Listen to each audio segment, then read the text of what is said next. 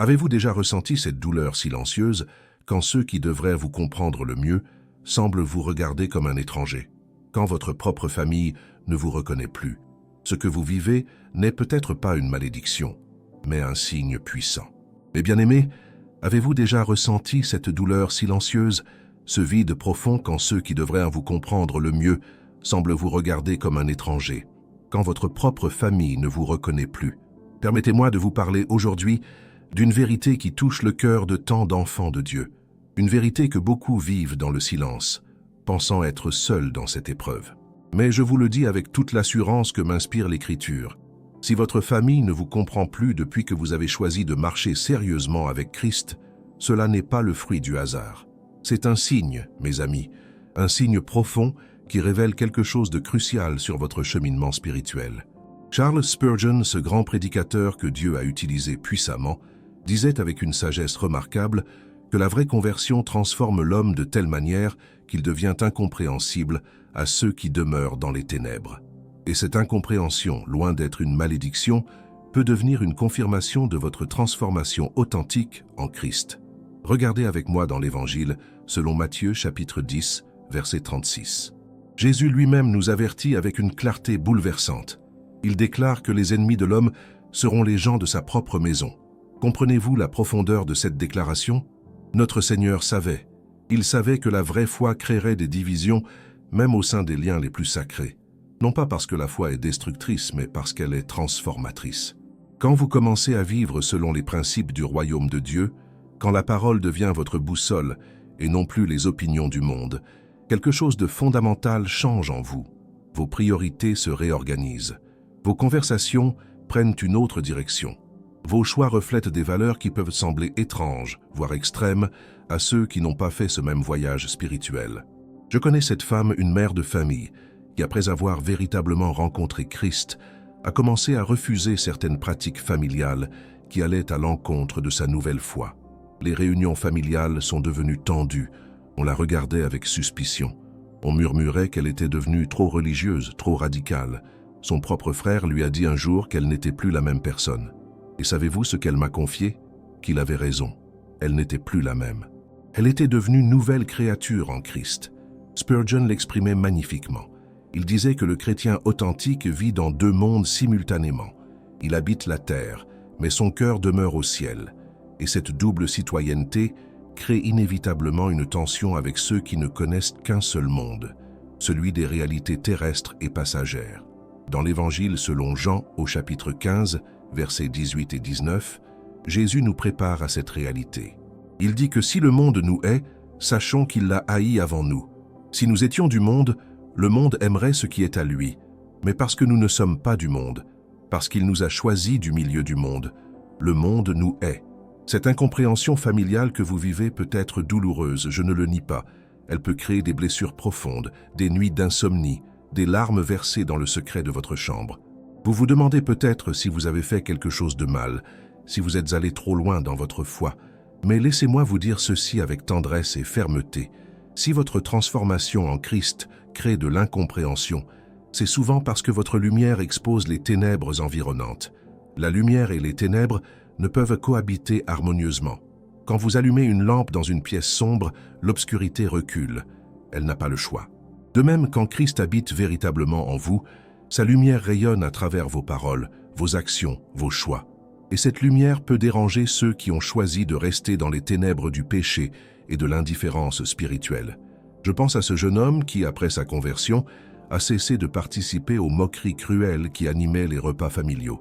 Il refusait de rire aux blagues vulgaires, de participer aux médisances sur les absents. Sa famille l'a accusé d'être devenu prétentieux, de se croire supérieur, mais lui, il savait simplement qu'il ne pouvait plus être complice de comportements qui attristaient l'Esprit Saint en lui. Comprenez bien, mes amis, je ne parle pas ici de devenir arrogant ou méprisant envers votre famille. L'incompréhension dont je parle n'est pas celle que nous créons par notre orgueil spirituel. Spurgeon mettait en garde contre cette fausse piété qui repousse les gens par son attitude supérieure. Non, je parle de cette incompréhension qui survient malgré notre amour, malgré notre humilité, malgré nos efforts pour maintenir le lien.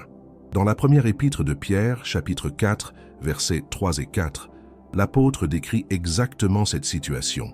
Il dit que vous avez assez vécu dans le passé selon les désirs des païens, vous livrant à la débauche, aux convoitises, à l'ivrognerie, aux orgies, aux excès de table et aux pratiques idolâtres condamnables. Aussi trouve-t-il étrange que vous ne vous précipitiez pas avec eux dans le même débordement de débauche, et ils vous calomnient. Voyez-vous, ce n'est pas nouveau. Les premiers chrétiens vivaient déjà cette tension. Leur refus de participer à certaines pratiques créait de l'étonnement, de l'incompréhension, parfois même de l'hostilité.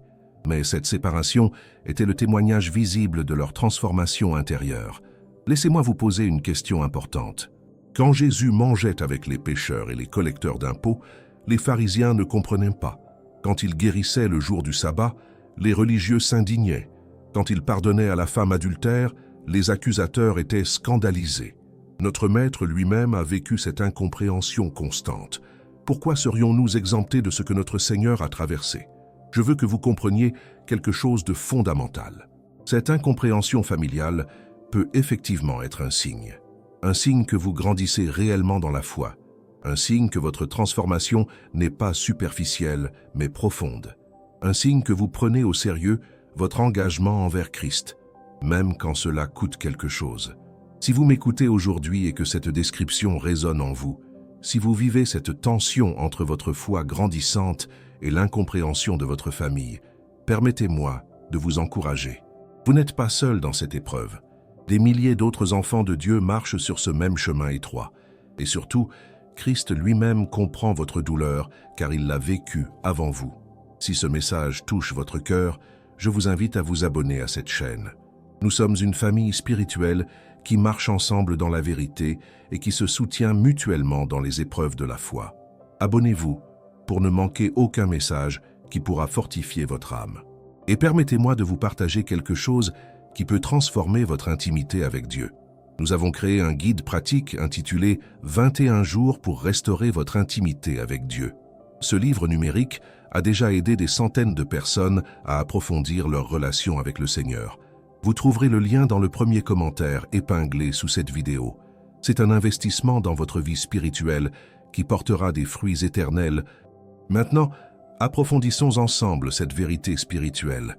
Ce signe dont je vous parle révèle quelque chose de profond sur la nature même du royaume de Dieu et sur votre position en tant qu'enfant de la lumière. L'incompréhension que vous vivez n'est pas simplement une difficulté relationnelle passagère. C'est le reflet d'une réalité spirituelle beaucoup plus vaste. Regardons ensemble ce que nous dit l'apôtre Paul dans la première épître aux Corinthiens, chapitre 2, verset 14. Il déclare que l'homme naturel n'accepte pas les choses de l'Esprit de Dieu, car elles sont une folie pour lui, et il ne peut les connaître parce que c'est spirituellement qu'on en juge. Voilà le cœur du problème, mes bien-aimés. Votre famille ne peut littéralement pas comprendre ce qui se passe en vous si elle n'a pas elle-même expérimenté la nouvelle naissance. Ce n'est pas une question d'intelligence ou d'éducation. J'ai vu des professeurs, des médecins, des personnes brillantes être totalement aveugles aux réalités spirituelles. Parce que la compréhension des choses de Dieu ne vient pas par l'intellect seul, elle vient par l'illumination du Saint-Esprit. Sans cette illumination, même les vérités les plus simples de l'Évangile semblent être de la pure folie. Imaginez un homme né aveugle à qui vous tenteriez de décrire un coucher de soleil. Vous auriez beau utiliser les mots les plus beaux, les métaphores les plus poétiques, il ne pourrait jamais vraiment saisir la splendeur de ce spectacle. Ce n'est pas parce qu'il est stupide ou têtu, c'est simplement parce qu'il lui manque la capacité de voir. De même, votre famille qui ne connaît pas Christ ne possède pas les yeux spirituels nécessaires pour comprendre votre transformation. Cette réalité devrait nous remplir de compassion plutôt que de frustration. Quand votre mère vous dit que vous êtes devenu trop religieux, elle ne comprend pas que vous avez simplement commencé à voir la vie avec d'autres yeux. Quand votre frère se moque de votre engagement à l'Église, il ne saisit pas que vous avez découvert un trésor qui vaut plus que tous les plaisirs éphémères du monde. Dans l'Évangile selon Jean chapitre 3, Jésus explique à Nicodème qu'il faut naître de nouveau pour voir le royaume de Dieu. Nicodème, cet homme intelligent et religieux, ne comprenait pas. Comment un homme peut-il naître quand il est vieux, demandait-il. Voyez-vous l'incompréhension même chez quelqu'un qui étudiait les Écritures? Jésus lui répondait que ce qui est né de la chair est chair, et ce qui est né de l'esprit est esprit. Vous êtes nés de l'esprit, mes amis. Votre famille, si elle n'a pas vécu cette nouvelle naissance, demeure dans le domaine de la chair. Et entre ces deux royaumes, il existe un fossé de compréhension. Ce n'est pas votre faute. Ce n'est pas nécessairement leur faute non plus. C'est simplement la réalité de notre condition spirituelle respective. Mais voici où cette vérité devient encore plus profonde. Cette incompréhension peut effectivement servir de confirmation à votre marche avec Dieu. Laissez-moi vous expliquer pourquoi. Si votre prétendue foi ne changeait rien à votre vie, si elle ne transformait ni vos valeurs ni vos priorités, si elle ne modifiait en rien votre manière de vivre, alors il serait légitime de questionner l'authenticité de cette foi. Jacques nous dit dans son épître, au chapitre 2, verset 17, que la foi sans les œuvres est morte en elle-même. Une foi qui ne produit aucun fruit visible, aucune transformation concrète, aucun changement perceptible. Est-elle vraiment une foi vivante? Je vous le demande avec toute la sincérité de mon cœur. Si personne autour de vous ne remarque votre foi, si votre vie reste identique avant et après votre prétendue conversion, n'y a-t-il pas là un problème sérieux? L'incompréhension de votre famille témoigne que quelque chose a véritablement changé en vous. Elle confirme que votre foi n'est pas qu'une étiquette religieuse collée superficiellement sur votre vie. Elle est une force transformatrice qui réorganise tout votre être depuis les fondations. Pensez à l'apôtre Paul. Avant sa conversion, il était Saul, le persécuteur zélé des chrétiens. Sa famille, ses amis, ses collègues pharisiens le comprenaient parfaitement. Il partageait ses convictions, applaudissait son zèle. Mais après sa rencontre avec Christ sur le chemin de Damas, tout a basculé. Ceux qui l'admiraient sont devenus ses persécuteurs. Ceux qui le soutenaient ont commencé à comploter contre lui. Dans le livre des Actes, chapitre 9, nous voyons que même les disciples avaient peur de Paul au début, ne croyant pas qu'il était vraiment devenu un disciple. Sa transformation était si radicale qu'elle créait la méfiance et l'incompréhension de tous les côtés. Mais cette incompréhension était la preuve vivante que Dieu avait réellement touché sa vie. Votre situation peut être différente en surface, mais le principe reste le même. Quand Dieu transforme véritablement un cœur, cela se voit, cela se sent. Cela crée des réactions chez ceux qui nous entourent. Et ces réactions, même négatives, peuvent être le signe que nous sommes sur le bon chemin. Je ne dis pas que nous devons rechercher le conflit ou la division, loin de là. L'Écriture nous appelle à vivre en paix avec tous autant que cela dépend de nous, comme le dit Romains chapitre 12, verset 18. Mais il y a une différence entre créer inutilement la division par notre orgueil et vivre une séparation naturelle qui découle de nos nouvelles convictions. Écoutez attentivement ce que je vais vous dire maintenant. Si votre famille ne vous comprend plus, examinez votre cœur avec honnêteté. Est-ce parce que vous êtes devenu arrogant dans votre foi, jugeant et condamnant tous ceux qui ne pensent pas comme vous? Ou est-ce parce que vous marchez humblement avec votre Dieu, mais que votre lumière expose simplement les choix de vie de ceux qui vous entourent? Il y a une différence cruciale entre ces deux situations. La première vient de la chair et doit être corrigée. La seconde vient de l'esprit et doit être acceptée avec grâce, même si elle fait mal. Jésus nous appelle à être doux et humbles de cœur, pas orgueilleux et méprisants. Mais il nous appelle aussi à ne pas cacher notre lumière sous le boisseau. Dans l'Évangile selon Matthieu, chapitre 5, versets 14 à 16, Jésus déclare que nous sommes la lumière du monde. Une ville située sur une montagne ne peut être cachée.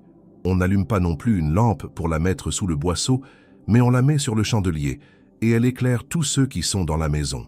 Que votre lumière brille ainsi devant les hommes, afin qu'ils voient vos bonnes œuvres et glorifient votre Père qui est dans les cieux. Remarquez que Jésus ne dit pas que cette lumière sera toujours bien reçue. Il dit simplement qu'elle doit briller, et quand elle brille, elle révèle ce qui était caché dans l'obscurité. C'est inconfortable pour ceux qui préfèrent les ténèbres. C'est dérangeant pour ceux qui ont bâti leur vie sur des fondations fragiles que la lumière expose maintenant.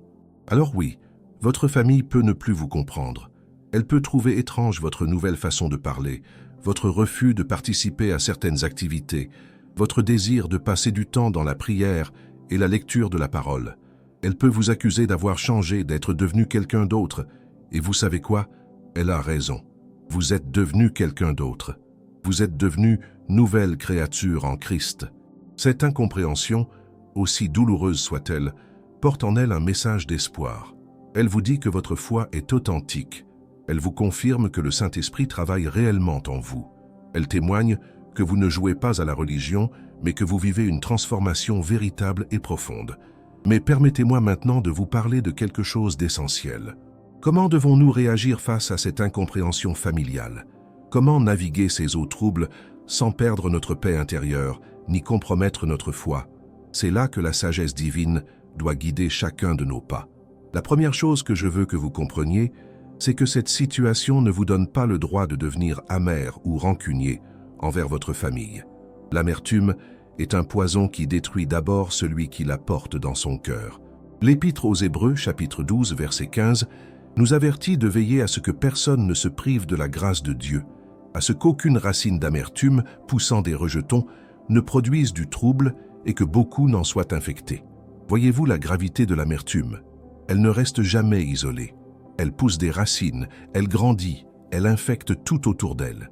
Si vous permettez à l'incompréhension de votre famille de transformer votre cœur en un terrain d'amertume, vous aurez perdu la bataille spirituelle bien avant que le conflit externe ne soit résolu. Je connais des personnes qui ont vécu cette incompréhension pendant des années. Certaines ont permis à l'amertume de s'installer. Leur foi est devenue dure, rigide, sans la tendresse de Christ. Elles parlent de leur famille avec un mélange de colère et de mépris. Elles ont peut-être raison dans leur théologie, mais elles ont perdu l'amour qui devrait caractériser tout disciple de Jésus. Et savez-vous ce qui est tragique? Cette amertume est devenue le plus grand obstacle à la conversion de leur famille. D'autres ont choisi un chemin différent. Malgré l'incompréhension, malgré les moqueries, malgré les rejets, elles ont continué à aimer. Pas d'un amour faible qui compromet la vérité, mais d'un amour fort qui maintient ses convictions tout en honorant les liens familiaux. Et c'est souvent cet amour persévérant qui finit par ouvrir les portes fermées. L'apôtre Pierre nous donne une instruction précieuse dans sa première épître, chapitre 3, versets 15 et 16. Il nous dit de sanctifier dans nos cœurs Christ le Seigneur, étant toujours prêts à défendre notre espérance devant quiconque nous en demande raison, mais avec douceur et respect, en gardant une bonne conscience. Remarquez l'équilibre dans ces mots. Nous devons être prêts à défendre notre foi, oui, mais avec douceur et respect. Votre famille a le droit de ne pas comprendre votre choix. Elle a le droit de questionner, de douter, même de désapprouver. Ce qu'elle n'a pas le droit de faire, c'est de vous forcer à renier votre foi ou à vivre dans l'hypocrisie. Mais de votre côté, vous n'avez pas le droit de devenir arrogant, méprisant ou de couper les ponts par orgueil spirituel. Il y a une sagesse profonde à développer dans ces situations délicates. Parfois, il faut savoir quand parler et quand se taire. Parfois, votre témoignage le plus puissant ne sera pas dans vos paroles, mais dans votre attitude. Quand votre famille voit que malgré leur rejet, vous continuez à les aimer, à les servir, à les honorer, quelque chose commence à changer dans leur perception. Je pense à cette jeune femme dont la famille était farouchement opposée à sa foi. Pendant des années, elle a enduré les moqueries lors des repas familiaux, mais elle continuait à venir, à sourire, à aider sa mère en cuisine, à jouer avec ses neveux. Elle ne faisait pas de grands discours religieux, mais elle vivait sa foi avec cohérence et amour. Un jour, sa sœur lui a avoué que c'était justement cette constance dans l'amour qui l'avait amenée à s'interroger sur la foi. Dans l'Évangile selon Matthieu, chapitre 10, versets 34 à 37, Jésus nous donne des paroles qui peuvent sembler dures au premier abord. Il dit qu'il n'est pas venu apporter la paix mais l'épée, qu'il est venu mettre la division entre l'homme et son père, entre la fille et sa mère. Puis il ajoute que celui qui aime son père ou sa mère plus que lui n'est pas digne de lui. Ces paroles ne nous encouragent pas à créer la division ou à mépriser notre famille. Elles nous préparent simplement à la réalité que notre fidélité à Christ doit passer avant toute autre loyauté terrestre. Quand il y a conflit entre plaire à Dieu et plaire aux hommes, même notre famille, le choix doit être clair. Mais écoutez bien ceci, choisir Christ en premier ne signifie pas maltraiter ou abandonner votre famille. Cela signifie simplement que vous ne compromettrez pas votre foi pour leur plaire. Vous pouvez honorer vos parents sans leur obéir dans ce qui contredit la parole de Dieu. Vous pouvez aimer vos frères et sœurs sans participer à leurs péchés. Il y a une ligne fine à marcher, et c'est là que vous avez besoin de la sagesse du Saint-Esprit. Chaque situation familiale est unique. Certains devront établir des limites fermes pour protéger leur santé spirituelle. D'autres pourront maintenir une proximité plus grande tout en gardant leurs convictions intactes. Ce qui est constant, c'est que dans tous les cas, l'amour doit être notre motivation première. L'apôtre Paul, dans la première épître aux Corinthiens, chapitre 13, nous rappelle que même si nous avions toute la connaissance, toute la foi pour transporter des montagnes, si nous n'avons pas l'amour, nous ne sommes rien. Votre théologie peut être parfaite. Votre compréhension des Écritures peut être profonde. Mais si vous perdez l'amour dans le processus, vous avez tout perdu. Alors comment aimer une famille qui ne vous comprend plus? Comment maintenir ce lien quand chaque conversation semble tourner au conflit? Laissez-moi vous donner quelques clés pratiques, enracinées dans la parole. Premièrement, priez pour votre famille avec ferveur et constance. Ne priez pas seulement pour qu'ils vous comprennent, mais pour que Dieu touche leur cœur. Priez pour leur salut, pour leur révélation, pour que leurs yeux spirituels s'ouvrent. L'apôtre Jacques nous dit au chapitre 5, verset 16, que la prière fervente du juste a une grande efficacité.